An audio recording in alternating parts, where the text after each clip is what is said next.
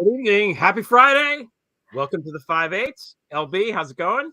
It's really good. I'm so glad it is Friday. I am ready to be at the end of this week. Let me tell you. I am also ready to be at the end of this week. Not as ready as maybe like Madison Cawthorn or Marjorie Taylor Greene, but definitely ready They're to having be. bad Fridays. Did you see somebody called her perjury Taylor Greene? That's it. That like wins the internet for. We might as well shut down Twitter for the rest of the year. Yeah, it's pretty good. Yeah, it's pretty good. Yeah. Thanks for watching. For those of you unfamiliar with the program, this is our 4th episode. And the concept is simple. We have 5 topics, and we spend 8 minutes discussing the 5 topics. LB keeps a timer and runs a tight ship. So when the buzzer sounds, that's it. We're done. We've got a great guest tonight. Very excited for him to bring him out. I'm excited for what he's going to say. He gave me a little taste this afternoon. I think it's gonna be really good. No pressure. I think are we gonna have a surprise guest later on? We can have a surprise guest right now. Do we want to have a surprise sitting guest here now? next to me? Just sitting next to me. Somebody. Okay. Somebody came in. Okay. Okay, that's it. You just get the hand at the moment. The hand at the moment. Okay. Yeah. What are you drinking tonight, Greg Oliar? In honor of because I often drink these, and our guest from being in New York, I'm having my usual Manhattan. Yes. I love your Manhattan. I'm having just a simple Chardonnay. Just a simple Chardonnay. That's a very summery, Los Angeles-y kind of drink, it seems to me. I like it. There's a lot to cover. And what's funny about this is that we talk about what we're going to talk about basically all week. So on Monday and Tuesday, we'll have these conversations, and those are great shows, by the way. LB in particular just goes on and on. And then by Wednesday, whatever we were talking about, we've either forgotten or it's no longer, Madison Cawthorn has lingerie on. We have to change the entire show. We're not going to do that. We're not even going to talk about, did you watch the Taylor Greene stuff, by the way? I did not. I saw a couple little clips. Yeah. I could care less. She's just going to lie. Yeah. She can get away. She's going to get her Fox talking points on under oath on the stand, because every camera is an opportunity. Mm-hmm. And I mean, I don't know what, there's no consequences. There'll never be any consequences for her. So. Oh, I don't know. I think she did look pretty nervous, but I did not watch because as you know, I do not enjoy watching her. I would rather not watch her under any circumstance. It was interesting a little bit to watch her in that setting, although I don't remember anything about it, or if I watched it, or if she even appeared, or really anything. I mean, it's like all the other ones. What's the difference? And the judge might have been Kyle Rittenhouse. I did see a clip where I thought, okay, the judge now actually is Kyle Rittenhouse. Not just the Kyle Rittenhouse hugging judge, but himself. It seemed like that. It's like it's like a Benjamin Button giving thing. Her cues. Yeah. I don't know. Yeah. One of the what's that guy's name? Jack Brown, I think. The body language expert guy was explaining how she was being very flirty to the judge. To the judge. Yeah. Which is, as one does when one is in court. I'm sure there's a gym locker room back there somewhere. Okay, moving on. I think it's time. Moving on. All right, our first topic is Lordy. There are tapes. Do you have the timer ready? Okay, here hang on. Oh, see, it went on the pause. Hang on, everybody. Okay. Go. We're going. All right, you take the lead on this. Just give me your 2 cents on what you think that it means that Kevin McCarthy and probably everybody else on all of their phone calls, plotting and scheming, have been recorded. And that those 2 journalists sat on that, which we'll probably get to at the end. By the end of the show. That's really the big thing. But I think, first of all, if I'm like a guy and the federales are like, hey, you have to wear a wire. And I'm like, no way, man, I'm not wearing a wire. I'm afraid I'll get caught. And then they say, no, it's for Kevin McCarthy. I'd be like, oh, I just have to hold the microphone up. Isn't he aware by now that people are recording him? He's being recorded all the time. And I mean, it seems like there's a high percentage of tapes that we hear are Kevin McCarthy saying dumb shit, right? And incriminating, self-owning dumb shit. I mean, I know, granted, he's a dumb guy, but, he's very, I don't think he's bright at all. I'm sorry. I don't think his IQ is bigger than his shoe size, which I think is the whole problem with Kevin McCarthy. That I've could said be. this before. That could be. Yeah. But interestingly, what I think and what I hope will happen based on this new revelation of the tape of Kevin McCarthy is that people, as Rachel Maddow did last night, will remember the tape of Kevin McCarthy that we already heard, like how many years ago? Like way long This ago, and be was like, 7 years ago almost, wasn't it? it was in fifth. And when he That's my said, dog, everybody. I I think, apologize. Our new dog, she might be bark in the background. She's getting used to things. and somewhere off in the distance, a dog. Somewhere barks. off in the distance. Yeah, listen, 6 years ago at least, Kevin McCarthy, Paul Ryan, a bunch of some others, I can't even remember their names because they're irrelevant, but GOP operatives were recorded in that infamous, only because of the line that was focused on of, I think there's two people Putin pays, Rohrabacher and Trump. Swear to God, says Kevin McCarthy. You know, I can actually imitate him pretty well. It's pretty good. So everyone got stuck on that. That was the shiny object, right? Was that line that Putin owns, that Kevin McCarthy and Paul Ryan says, we keep it, what says in the family, we keep it in the family. Ha ha, yuck, yuck. Isn't it so cute that we're using mafia? You know, these fuckers. So what you and I keep trying to point out to people, me especially, I feel like this is a drum that I continue to bang, that no one's paying attention. And Rachel Maddow, a little tiny bit paid attention to it last night.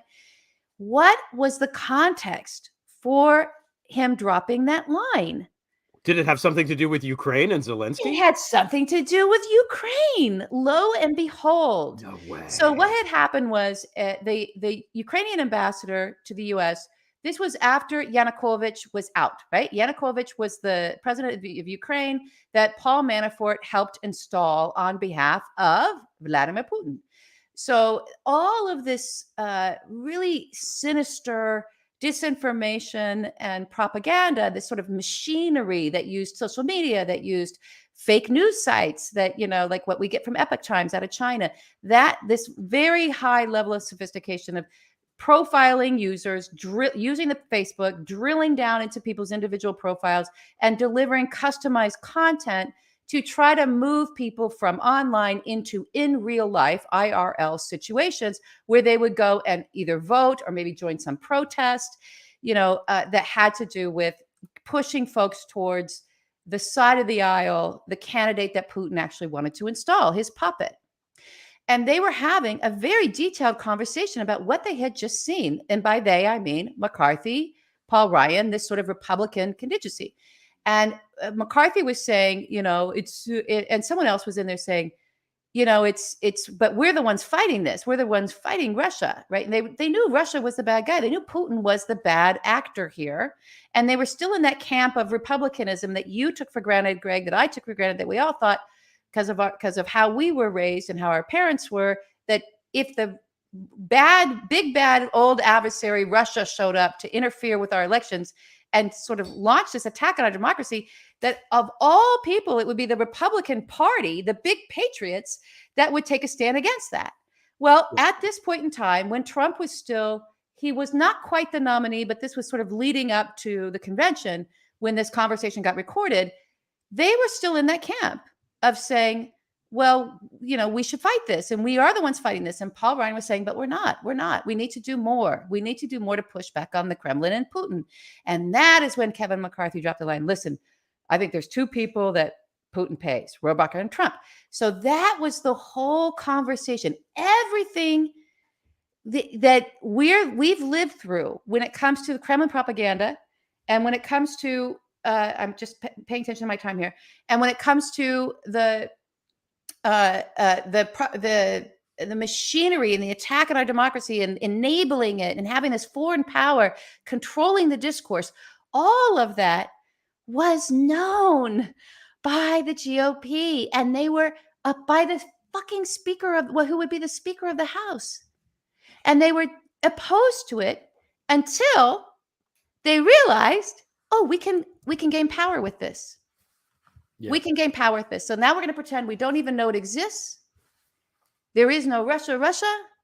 We're going to take advantage of this, and we're off to the races. This is how we get power. This is how we stay in power. We're all in.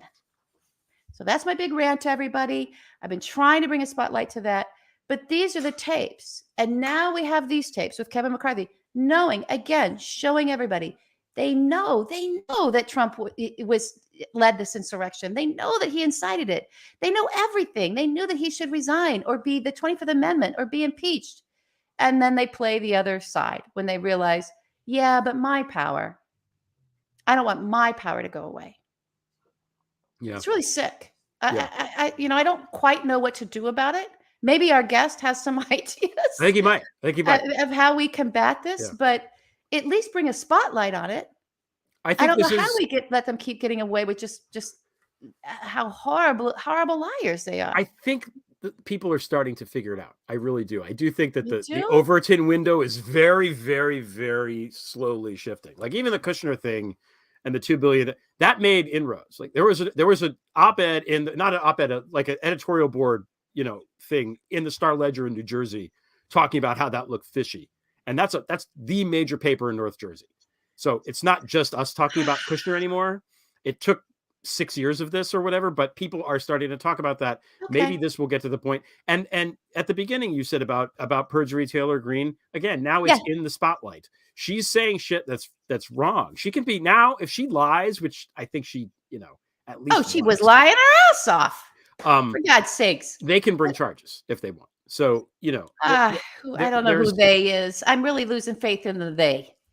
Oh, let's not go. Is. Somebody needs to help me. They, I don't know, Elliot Ness. Yes. Well, if it was Elmer Irie, if it was my guys, if it was that the was a volleyball. Back in the day, Elliot Ness was not who you think it was. If it was my guys that I study and write about, I'd have all kinds of hope. I don't know. What do we want to say about these journalists sitting on this for like a million years? I want to talk about them at the end of this show because I've had it with them. All right, moving on. We might have a photobomb situation happening here. More people are showing up, Greg Olear. Okay, maybe not. Oh my gosh. Wait a minute. What's happening? That's so fantastic. I can't even tell you. I love it. Are we having it? Do you want a photobomb or no? It might happen. It might not. I don't know. A photobomb? Yeah. Do you want to do a photobomb on live or no? You don't have to. Uh-oh. Who's that? Hey. Hey, Greg. This Greg. You're live. In this green room, you can see our guest, but we're not saying his name yet. Oh, wait. There's someone else. Who is this? Hi. There's Allison Gill. Yeah. Yeah. Look at these gorgeous. Oh, my gosh. Hi, I'm Rosanna. I'm not an alcoholic. Yeah, exactly. Well, I'm going to drink my wine. Have fun, guys. Thanks, baby. Thanks, baby. Let's see in a sec. We're having a little bit of a nice night together. So this is like, I can't believe everybody came here for the show. So, because I was like, I can't go out because one, I jacked up my knee, and two, I have to do this show. So this is how important you are. And actually, everyone just wanted to see you, Greg. That's the truth. It's not true, but thank you. It's the truth. I need to, whatever you say. Okay. I'm delighted that she showed her face. That was so nice. I know. Sweet of her. Thank you. I know. All right. Now, you look like that. Yeah. There's no timer during this part. I see what you did. You let the timer go off, and then there's these extended things, and we don't. There's no timer yet. Okay, we ready? All right. This is the intro that you did. You did this. You did this intro. So here we go.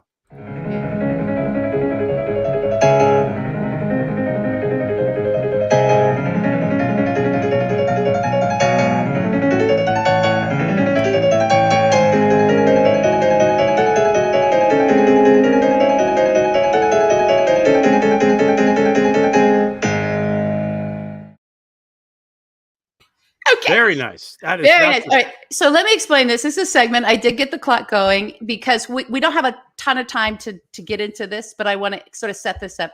We're going to have some recurring segments on our show. Everybody knows we've done the Hurly Burly. I promise we'll come back with that one, and we'll have I'll have graphics or something. It's very homemade, everybody. It took me 3 hours to do that. I have no skills. It's ridiculous. So here's what Left of Boom is. So Left of Boom is actually something that came out, a term that came out of our, I think it started with our cyber defense. It could have started before that. And it's this idea that you have a boom event, right? You have sort of a point of a thing that happens where it's coming, maybe a cyber attack, maybe the end of the planet, right? This thing is happening, this boom. We can see it coming. So as we can see it coming, we are left of the boom. And that is the place where you do preparation, preventative stuff. You know an event is coming. You do everything you can to shore yourself up and safeguard yourself for this coming event, or maybe even prevent it. Boom is the event. Okay. And then right of boom, you're in basically catastrophe. Like now you have to clean everything up because you didn't pivot, you didn't shift, you didn't do what you needed to do left of boom or even during the boom. So now you're to the right of boom and you've got a mess to clean up.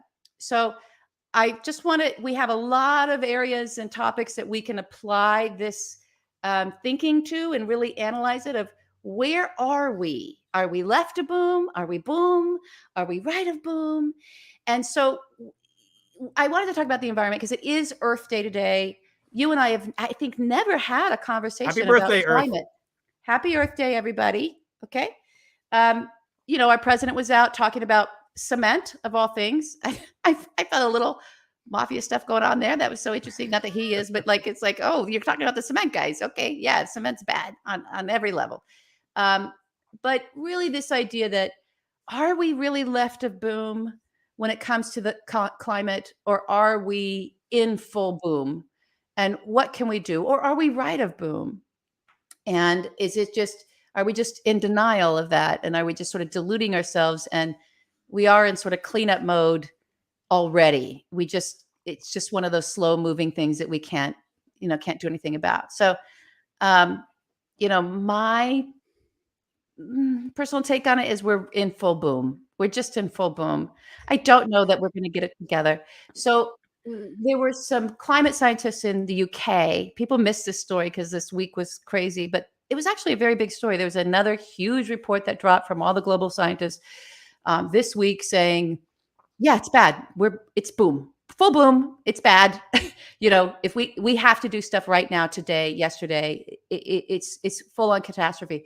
And these scientists, and trying to get the government's attention on it, super glued themselves to like everything. They super glued their hands to windows. They just started super gluing themselves to things. And I thought that was a very interesting way to try to get attention. It didn't quite get a lot of attention, a lot of press over here at least.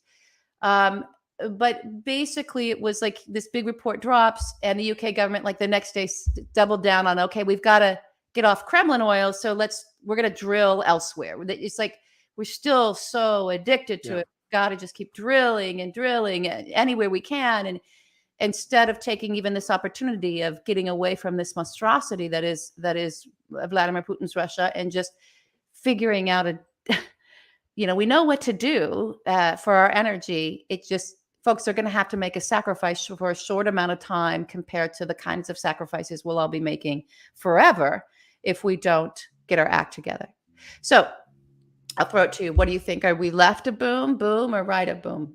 I don't know if it was that story, but one story this week, I mean, there was a thing going around Twitter where it said, humanity has 10 more years on the planet. And it was like, go to page A28. Like it's so nobody. I think for me, it's such a big thing. Yeah. And they throw the kind of the responsibility back to us, It's like, if I don't take the can of something, put it in the right place, the world is going to explode, right? Right. But it can't be like everybody's got to do their part, but the governments have to act. Like individual people doing stuff is not really enough. I don't know. It has to be not only the governments, all governments. It can't just be Western Europe and stuff like that. I mean, China and India. Did you set the timer, by the way? Did you set the timer? I did. Yeah, it's okay, going. Just making sure. It's definitely going. I don't know what's going to make that happen. I mean, if this thing that's happening in Ukraine should be a wake-up call for everything. It should be a wake-up call to be like, oh shit, fascists are taking over. It should be a wake-up call. Oh my God, disinformation is bad. And it should be a wake-up call that these fuckers are making their fortunes on oil. And we should not only will it be good for the earth, it will also hurt them. It's like a win-win. So why are we not, this is the opportunity to do it. But I don't know, man. With the environment stuff, it's too big for me. My brain starts to. Yeah, I think we can put it into pieces so people can get it. And I think you just did a part of that by bringing it back around to, yeah, it is the oil and gas lobby that got us here on everything from Citizens United, same money, same guys, right? To in terms of flooding all this foreign money into politics, all this weird money, dark money, who knows, right? I'm saying foreign money, but we don't know, right? To controlling to the same oil and gas mob that is running a genocide right now in Ukraine and threatening global democracy. So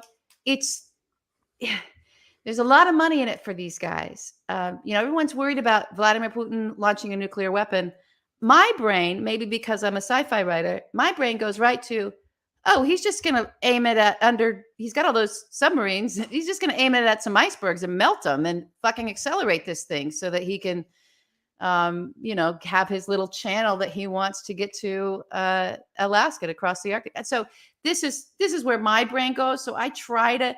You have a hard time with the big thing. I think I go too big and too deep and too. I would say that's true. Yeah. And so I try to rein that back because it gets a little dark, and I think there are things, and maybe we'll have a guest soon that we can bring on to talk about where we're really at with climate and with the environment and what we can really do and what's going to make a difference and how we have to push our leaders. And what kind of leaders we need to elect. I mean, there's some people we just can't push them. They're not gonna move in any direction other than back to the same blood money, oil money, black gold. That's. I gotta shut up now. You gotta shut up. I tell you, it's all not reelecting Jimmy Carter and putting Reagan there is the beginning of the end, as I think our guest would probably be able to comment on. But before we bring our guest on, we have to take a little break. We'll be right back. Okay. What do you get for the man who has everything? You know who I'm talking about. He's already got a Petit Philippe, a Picasso, an Airbus 380. I mean, what do you get for a guy like that? Well, have you thought about buying him a Supreme Court justice? Hi, I'm Leonard Leo. I run the Federalist Society and the Judicial Crisis Network, and honestly, there's so many of these organizations I lose track, but I'm basically a real estate broker only for Supreme Court justices. I know, it sounds crazy, but Supreme Court justices are cheaper than you think. One time, my client acquired one in exchange for a Washington Nationals season ticket package. Supreme Court justices make great gifts. Wait till you see the look on his face when he opens his very own Sam Alito. Want to buy a Supreme Court justice? Just head over to my eBay store, which is ebay.com/Knight of Malta SCOTUS Pimp, and click Buy Now. Enter promo code BOOF to get 10% off your first purchase. You won't be sorry. Believe me, a Picasso ain't nothing next to a Gorsuch. It's the gift that keeps on giving. And now, back to the show. All right. Now, we're all in the kitchen now because we want to hear the guest.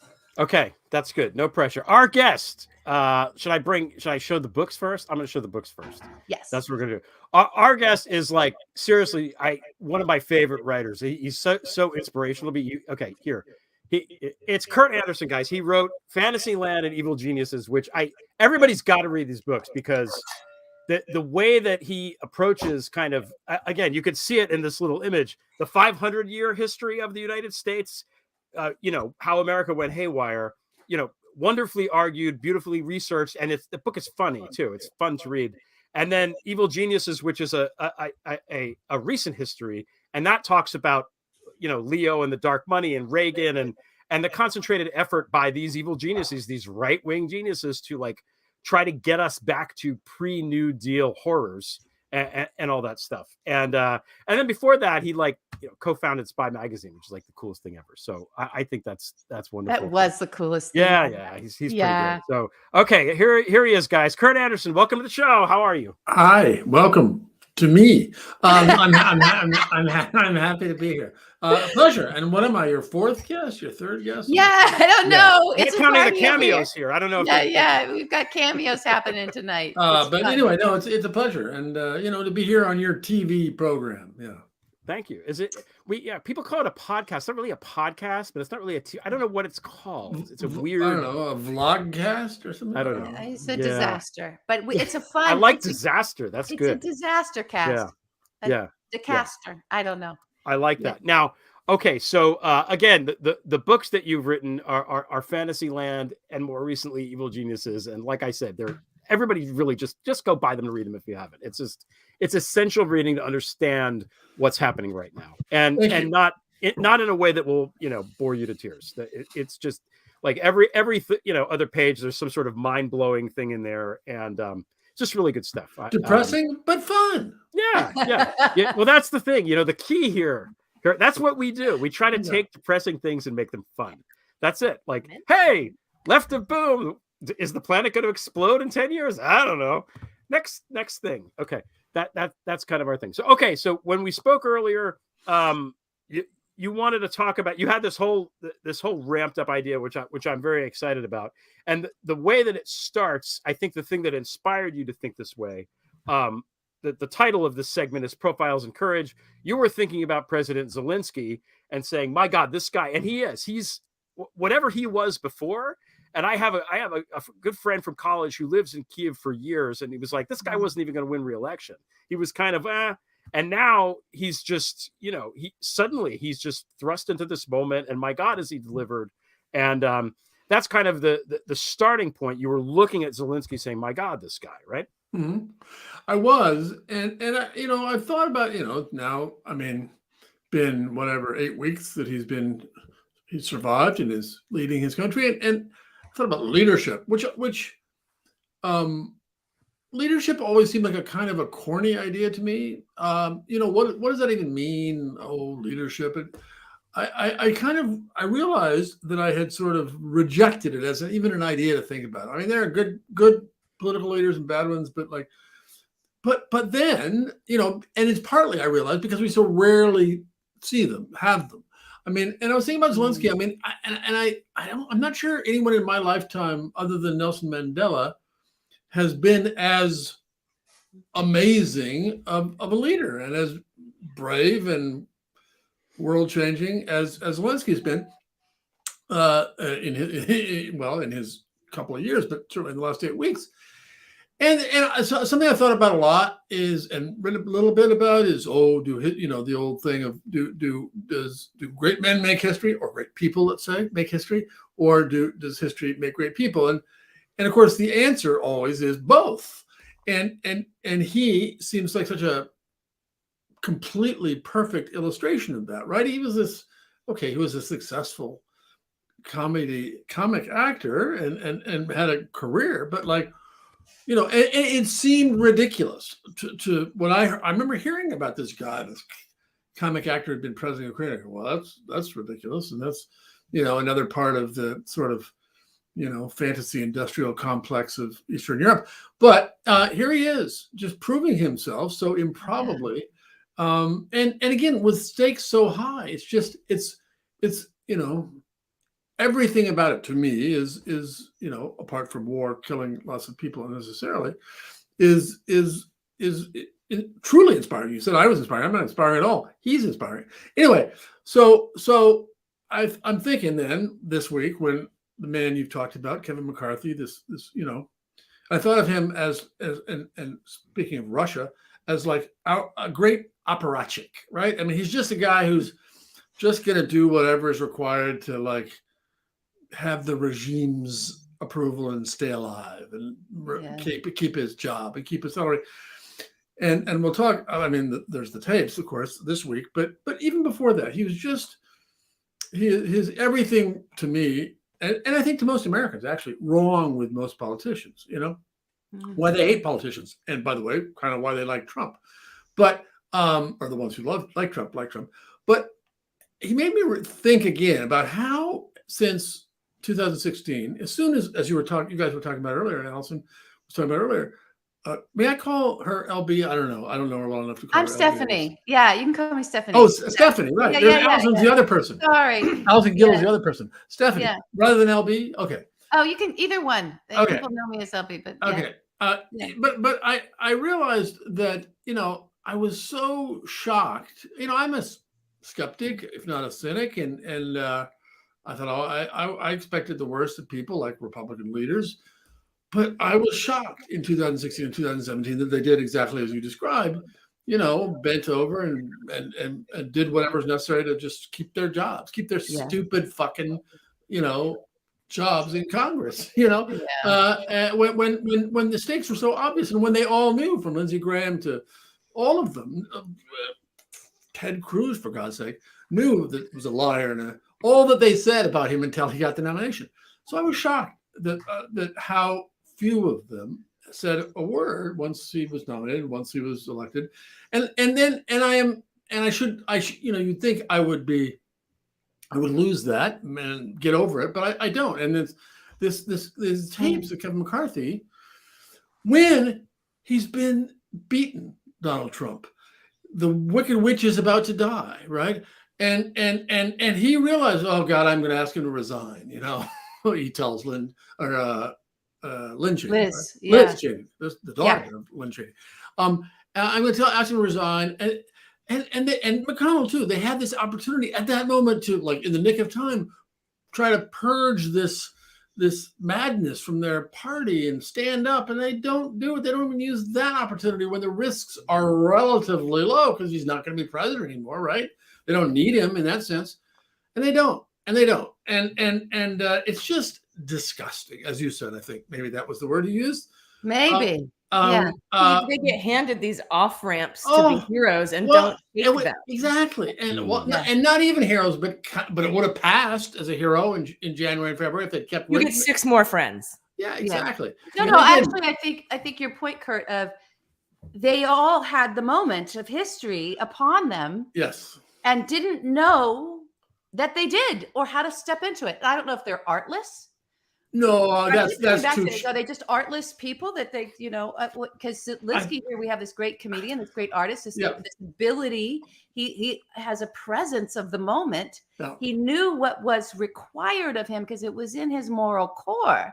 Right. And he knew how to step into that. That's what was so profound. Totally. And that's my question. Stunning. And that's my question for you and for Greg and for Kurt is, we've heard, getting power reveals your character. It doesn't give you character. Right. And now we've got on the spectrum of where are you on the spectrum from Kevin McCarthy to Zelensky. Yep. And that seems to be the front and back of it, at least in this week's news. No, and that's why I love your book so much, is because you talk about that concept of how that kind of pressure reveals character. It doesn't make it. And that's why I love, first of all, that a former comedian became the hero of the world. Yeah. And here's a former comedian, right?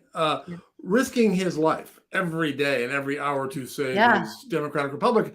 And here's Kevin McCarthy and Mitch McConnell and the rest of them refusing to even risk their job to save our Democratic Republic. Or a tweet, a bad tweet. In that day, it was exactly. Trump was still on Twitter, and they were scared of a tweet. Yeah, exactly. Of a tweet.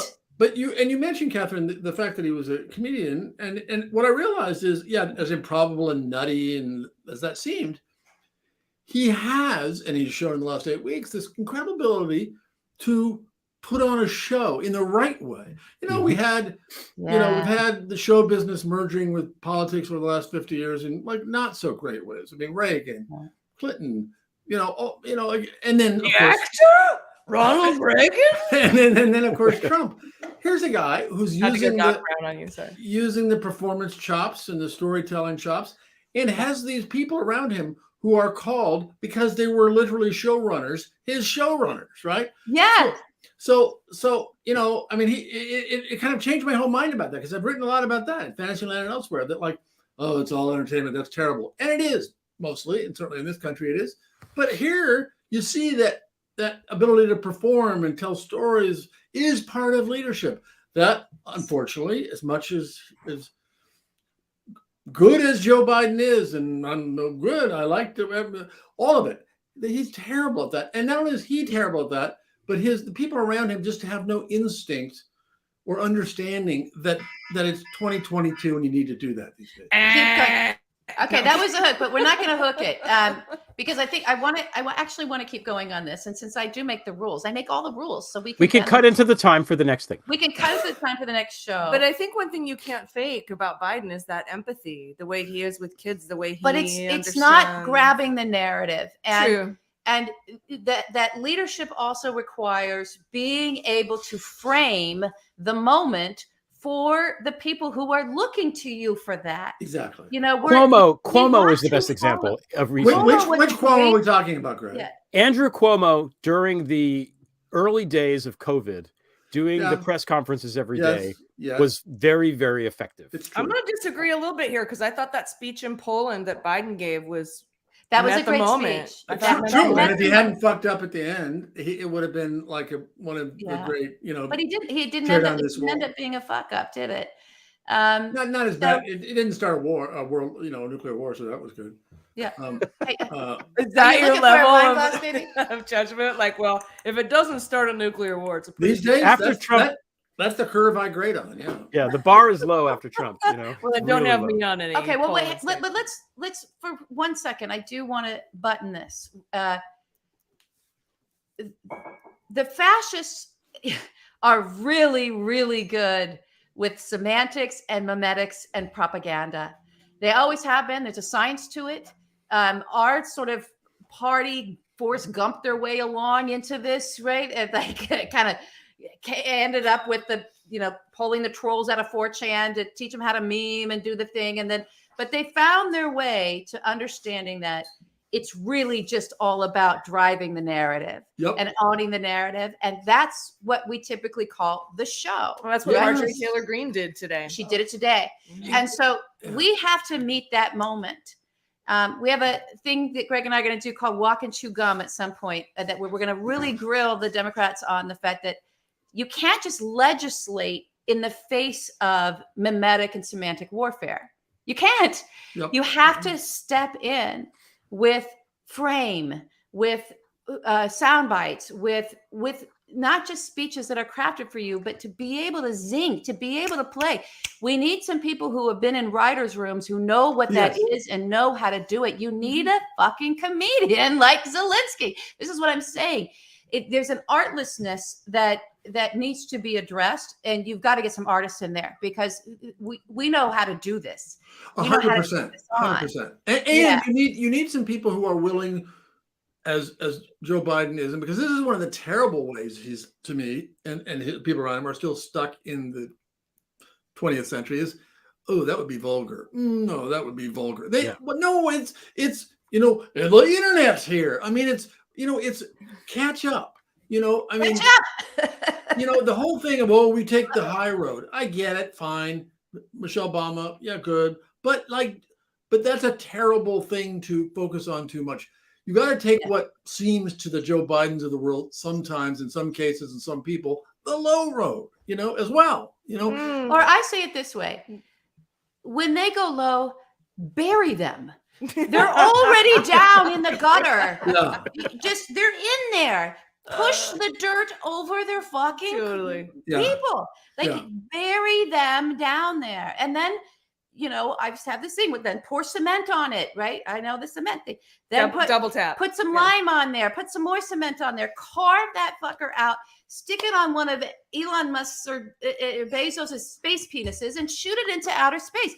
Get rid of them. Well, and you this have is where to dispose of these people. We have to get rid of them. I don't mean that in the horrible way that the fascists mean it. I mean it in the way of just knock them out. Bury them in their own shit. Bury them in their own shit. I think the problem is that we're on the side where we don't have the guns, we have the intelligence. Well, I have a gun, but we're nuanced, we're into details. And I think we learned the hard way when the Mueller report came out that you can't fit the Mueller report on a bumper sticker. Totally. And so someone else is here. So what do we do? How do we sort? And I don't want to say dumb ourselves down, but how do we get our message out in the way? It's about simplifying that Zelensky get in the damn ring and punch, swinging and being entertaining, and bless him, have more Al Frankens. Not necessarily literally comedians, But people who Donald Trump was a terrible fake comedian, but it got him the presidency. That's right. I'd like to think that there's probably at least maybe 100,000 people who read the Mueller report that wouldn't have normally read it because I presented it in a funny, interesting way. And so that's my contribution, at least. Yeah. But it didn't make the dent that it needed to. No, make. because the Mueller report was something that actually needed multiple hearings and education. And that's a toolbox too. Educate people, take the time, grab them, use the broadcast, use your platform and your hearings to focus people's attention and walk them through it. The simple message: show the Indiana Jones Nazi book burning party and say, this is the Republicans. Like, put the two together on television. I don't understand. Well, and we'll see what the January 6th does in terms of the show. When the show comes, they've asked writers to help them, Kurt. They've asked TV writers to help them. Is that true? And I think they might actually put music behind the thing now. But that's their whole purpose, is to present this to the Americans. So wait, it's going to be like Raiders of the Lost Ark then. We've got top 10 working on it right now. And I hope when they have Mick Mulvaney, it's the melting face guy. Yes, exactly. Yes, I want that melty face guy. My joke is that Mulvaney is the melty face before the melty face, and Wilbur Ross is the melty face after the melty. That's funny. Oh, before and after you looked into the Ark of the Covenant. That's very funny. I like it. Wilbur Ross is the after photo of looking into the Ark of the Covenant. Don't look, Marianne. Don't look.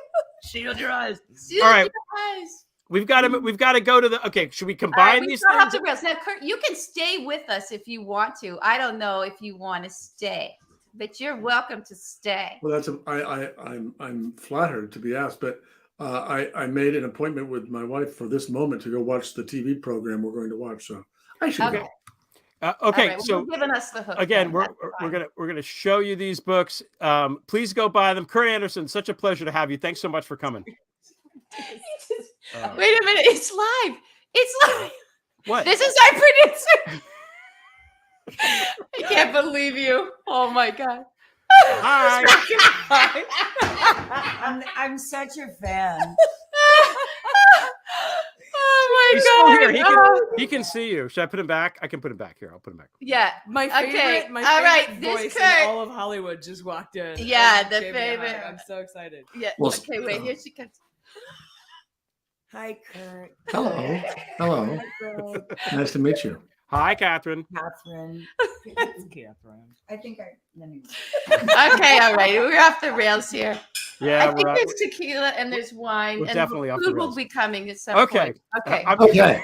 Goodbye I'm again. like the worst hostess. Everybody's invited over tonight, and I'm on this show.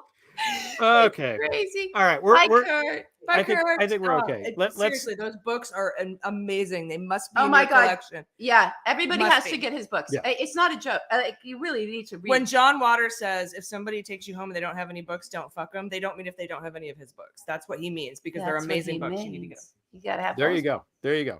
Okay, so we got two more topics. Do we have any announcements? Because now's the time. Oh no, it's not announcements. We have to do number 4, which is transphobia. We just went way over on the last. We went way over. You know what? We might only have. It might be the 4-8. Is it the 4-8 or the 4-7?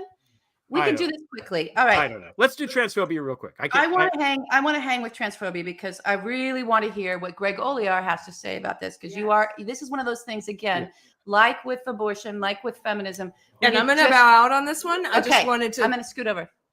Okay. Bye, Allison. Thanks for coming on. I love you, baby. Okay. All right, guys. Welcome to my life, everybody's getting a little. Okay. It's This fun. is what happens when you I have broadcast no. from I have no one here. You know. No one. No. I have got no movie stars popping into my office here. Let's just let the record show. Okay.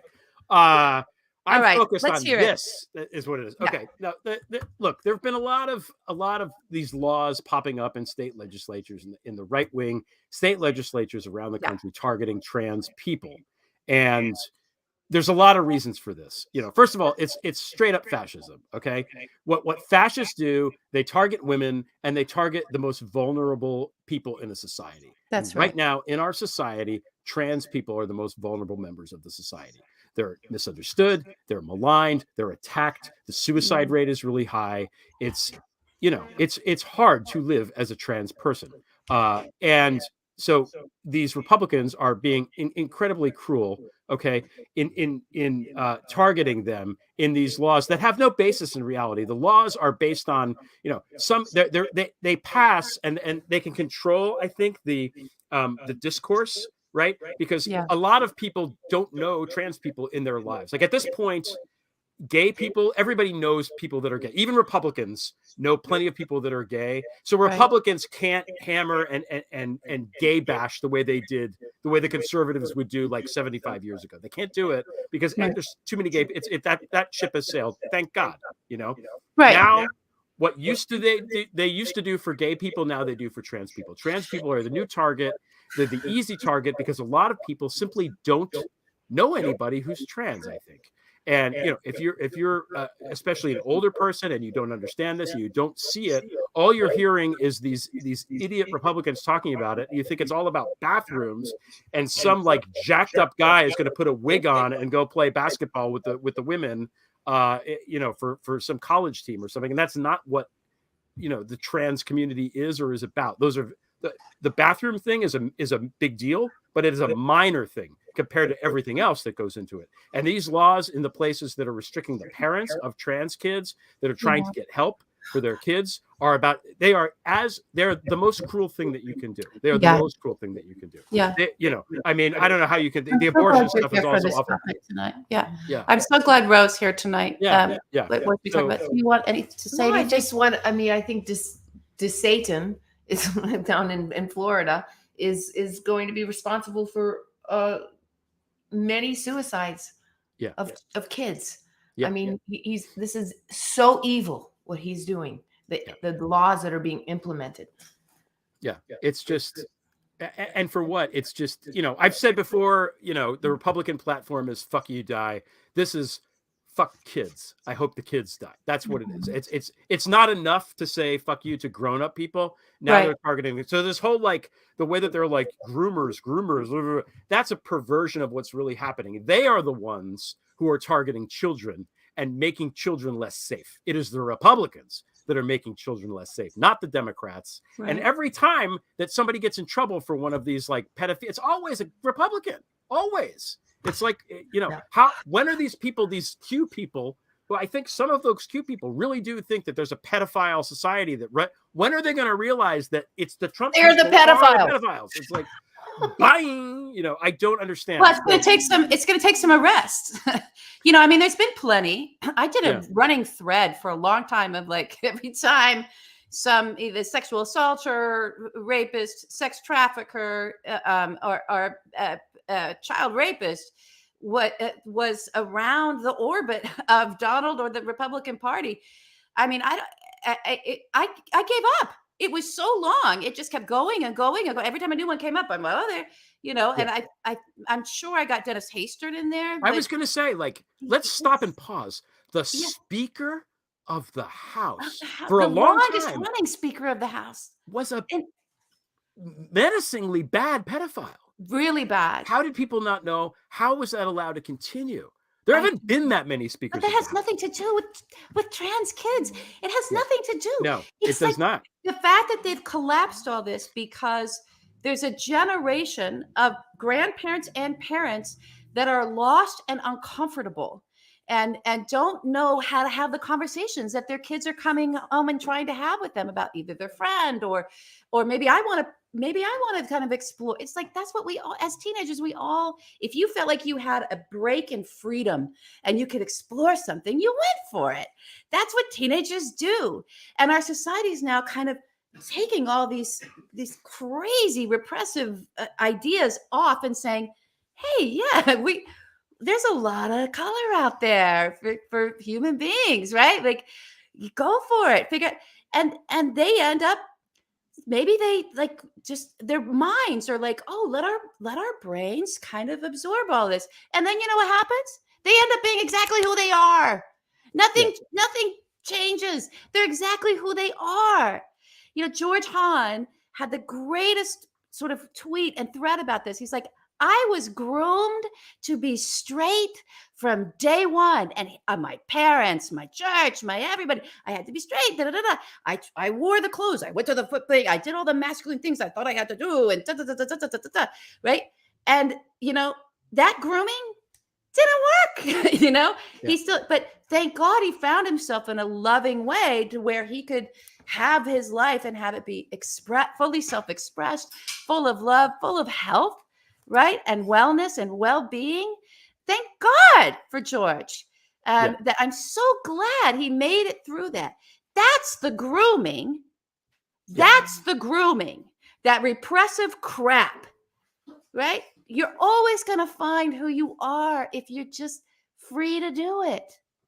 And if you're watching this and you're not familiar with the thing and you don't understand it and it makes you uncomfortable or whatever, that's fine. But the way to approach it, I think, is you have to think to yourself, the way that somebody 75 years ago would think about a gay person is the way that you must be about a trans person. And the only thing to do is to love and accept and help, because these are vulnerable people.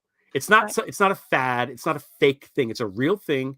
There are plenty of individuals, plenty now in that community, and they need protection. A good society, a benevolent society. Society is judged by protecting its most vulnerable people, and those are the most vulnerable people. So if we're not going to protect them, if you're instead going to attack them and target them for further abuse, that is not democracy. That's fucking fascism. Ron DeSantis, fuck you. Greg Abbott, fuck you. Okay, I'm done. Okay, that's awesome.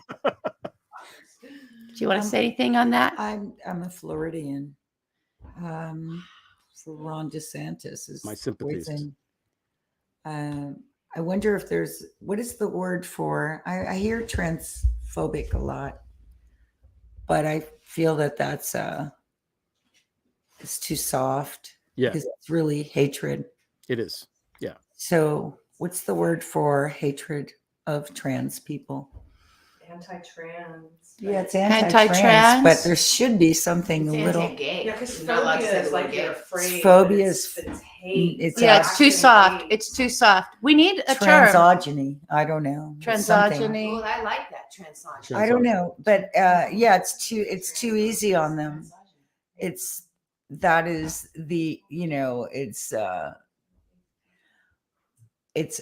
along the lines of the fragility of our society here in the States.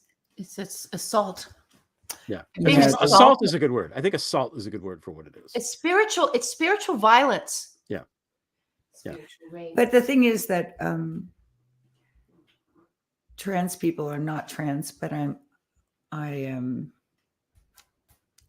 generalizing, but I think that when they transition, they finally feel like themselves. Yeah. They look the way they feel like they should look. I finally feel like myself. And no matter how you are, what side of the aisle you're on, when you hit that place, it's a fucking relief. Mm. It's actually, you're finally settled in your shoes, Yeah. And when you talked about grooming, we're all groomed. Well, we're not all, but I was certainly groomed to be a straight, female, the typically the what's her name, the senator yesterday, her speech. Yeah. McMorrow. Yes. Who was eloquent. Yeah. And just like pitch perfect. I, aside from being a suburban mom, more like a Cali mom, very much related to and growing up in a religious environment. You see the hypocrisy, and kids can smell bullshit a mile away. Mm-hmm. And they smell hypocrisy, and they can opt out of their parental grooming, societal grooming, just because of the sheer credibility problem. Yeah. I mean, kids really, they understand the word, your word. And we encourage that and reinforce that all the time until it comes to ours, till the parents' word. That's it. Okay. That was good. Thank you, Catherine Keener. Thank you, Catherine Keener. Yay. Goodbye. Wisdom. Goodbye. Thank you, Rosanna Arquette. Okay. This is the shyest, my sweet friend. So please, I paused.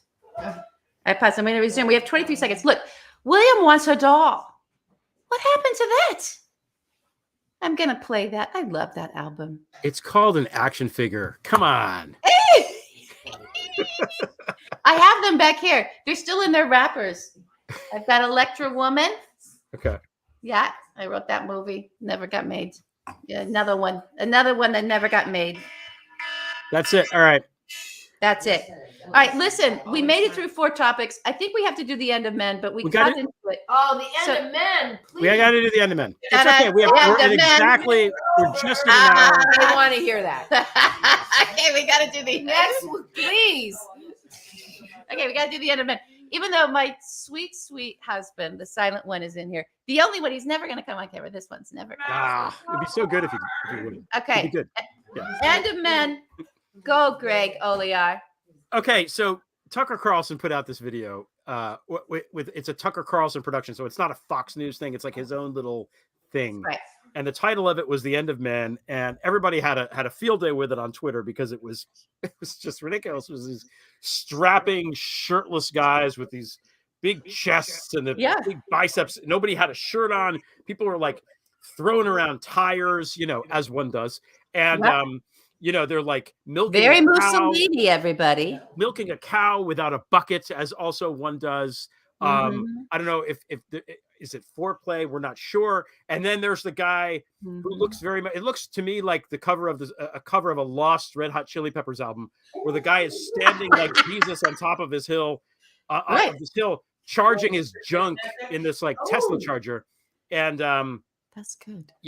And did then you hear Allison? She called it Blood Sugar Dick Magic. I love it. I love it. Yeah, that's the name of the album, everybody. So, and everybody's making fun of this. And first of all, yes, we must make fun of this. We must make fun of it. It is worth making fun of. And but the problem is this is straight up fascist style propaganda. That's exactly right. It's Christo-fascist imagery. If you're in those channels, which I refused, I stopped going in there because I literally had to go to trauma therapy for what it's very bad for the brain. But as sort of longtime followers will know, I was in there studying that alt-right, all the dregs of 4chan that made their way into the Republican Party and started doing the memes and started doing the semantics. But we have, there's some great people to listen to on Twitter about this. Jared Yates Sexton, Michael Edison Hayden, Luke O'Brien, the folks that study fascism and study Christo-fascism and specifically study the white supremacist movement that the U.S. is undergoing right now. Folks are like, don't call them Nazis. Not everybody's a Nazi. Well, when they put a swastika on their chest, maybe I can call them a Nazi. How about that? If they're branding themselves with a swastika and putting together Christo-fascist imagery in order to radicalize other disaffected white young men into their cause, right? Which is all about how they have to gain power at all costs. Maybe I can call them a Nazi. Yeah, I think it's okay. I'll allow it. I think it fits. Let's allow that. I think it fits. As you said, Greg, earlier in one of our, I think it was Wednesday morning 4 a.m. call, where the show was really on fire Wednesday morning, guys. I'm so sorry you missed it. This show was fantastic Wednesday morning at 4 a.m. when we were going through the topics. But it's, if you look back at Germany, first you have Mussolini. Remember, Hitler loved Mussolini. Hitler studied Mussolini. Mussolini was his guy because he took his shirt off and he made all this, and everything was about his hypersexuality and all the women and, the godfather of fascism. And Hitler studied that and loved that. But if you look at the German, it's Hitler and his crew that ended up, being this Nazi party. I mean, they were straight out of 4chan. These weren't hyper masculine men. They were very soft, like Tucker Carlson. There was a softness to it. Okay, Ro. No, you can't do that. I'm not going to let you do that. Come here. Protecting my friend. But she's right. She's right. It's so easy to look at it and go underneath it and say, okay, we get the psychology here. This is the clearest thing ever. When you have George Takei going, okay, this is the gayest thing I've ever seen, right? You can get it. We can all psychoanalyze it. We can poke at it. We can make fun of it. We can contextualize it that way. But if you don't understand that Tucker Carlson has been pulling white supremacists out of the dredges of society, out of the Nazi forums to create content for him for years, then you don't get what this is and how appealing and addictive it is to the people that they're targeting and radicalizing. Because I don't think we have a radicalization problem in this country. It's bad. It's not just QAnon and the weirdos. No. It has a real aim to it. Aim to it. I think it's not so much homoerotic. I think it's more that, these are the ideals and what these guys aspire to be and what their values, that they're trying to represent the values. If you watch, as we discussed, if you watch films of Nazis, like real footage of Nazis, and I've mentioned the documentary, Exterminate All the Brutes, which is wonderful. It's on HBO. I still can't watch that. It's very dark and depressing, but it's wonderfully done. There's a lot of footage of Nazis like just hanging out, having fun, drinking beer, laughing. And it's weird to watch it because you're used to just seeing Hitler shouting. But, these are things where and you watch them and you're like, these guys are fucking dorks. They're all weird dorks. That's right. The heads of the Nazis. Weirdos.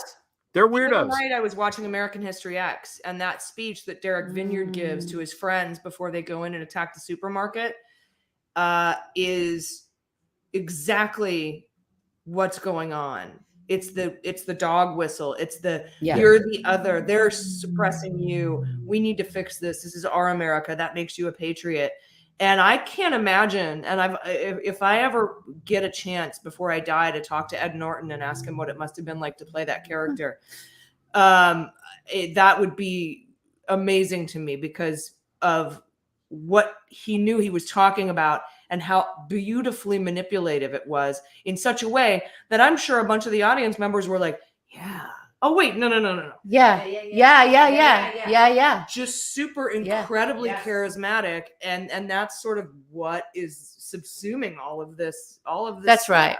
So that was an example of leadership with all the wrong principles and all the wrong moral. Allison, let me tell the audience right now. Wait. We have to tell the audience right now. Ed Norton is not actually going to appear on the show tonight. Sorry. I'm sorry. You could text him, but I don't think he's try here. To make that happen. I actually don't think he's here. We'll send him this. Let's send him this. We'll send him I'm sorry. I interrupted you. You were landing the plane and I interrupted you. Sorry. Yeah. Well, here's the thing though. It's none of this is new. That's what everyone keeps pointing out. We've seen it all before. We've seen it all before so many times that there could be a movie written 25, 30 years ago that nailed the speech for today in a movie.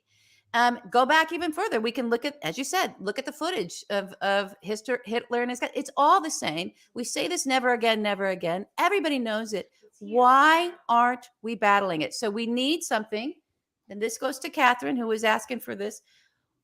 We need a plan. We need to do these when we're doing these podcasts. We need to be able to circle back around and we're talking about these topics and saying, here's what we need to do.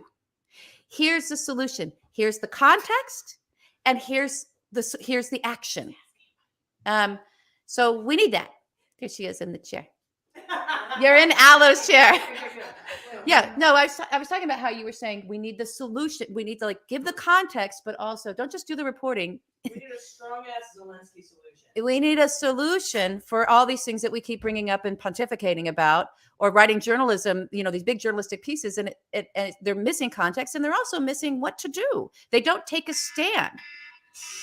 What am I doing here? I don't think you're doing anything. It's over. It's over. The buzzer. It's the end of the show. Buzzer. The buzzer is sounded. That's our secret producer, everybody. Yeah. Okay. So you know, again, this is effective propaganda. I think it's important to call it out as propaganda. I think it is. Yeah.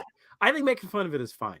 I like making fun of it. I know there's the argument that, well, that's what he wants and it's going to get blah, blah, blah, blah. It doesn't matter. It's fucking stupid. And we should make fun of them for being stupid. They are stupid. They are. Marjorie. You're weirdos. Their avatars are like Marjorie Taylor Greene and Matt Gaetz and these and Jim Jordan. I mean, Jim Jordan looks like he walked out of a cave 2 weeks ago and just learned how to I don't think he knows how to tie a tie. That's why he doesn't wear it. I think he's the only one shorter than Putin. And everyone remember, when anyone's attacking our institutions and going after our institutions blindly and for no good reason without any constructive criticism, that's probably also propaganda. Everything is propaganda. All right, we didn't get to the reporters, and I want to do that next week, Greg, Okay. so we could talk about We can what do the not to reporters. do is not to hold on to really vital information for a year and a half after an insurrection for a book. Someone made a great point today also on Twitter of, look, I'm pretty sure the Watergate guys and everybody else, they had a book. They had a movie. I recall Robert Redford in a movie. Look at Ronan Farrow with Harvey Weinstein. He put it out as soon as he could, and then he had a book, and then he had a television series, and there'll probably be a movie. Like, it's not going to take away from your ability to earn off of media just to get the story out as soon as you can. You can still do it, journalists at the New York Times. I don't know why it's at that outlet that it keeps happening over and over and over again. Look at how many people freaking died. Right? Oh, the picture, the new guy's picture. I should have had the new guy's picture. The what? The new editor's picture where he's just like splayed. Oh yeah, his come hither picture. No, that was my favorite thing for a while. It looks like a sci-fi thing where the alien has just assumed human form and is still trying to figure out how the limbs move. Why was the knee up? Why was his knee up? That knee showing his butt cheek. What the heck? All right. Where are the handcuffs? And on that note, we are. Here's the takeaway. Okay, I have a solution. Okay. Here's the takeaway. If the photographer says get on the floor, say no. Yeah. Okay. Say no. Never go to the floor. Never go. Never go to the floor. Okay. Thank you to Kurt Andersen for coming on. Thanks, Allison Gill. Thanks, Catherine Keener, Rosanna Arquette. Thanks, LB. Thank you to you guys for watching. Now I have to play the thing here. We all wish you were here with us. Yeah, me too. Greg Oliar, Okay. but we're going to go have a good time. All right, you guys go have fun. We'll see you next week. Bye, everybody. Bye, everybody.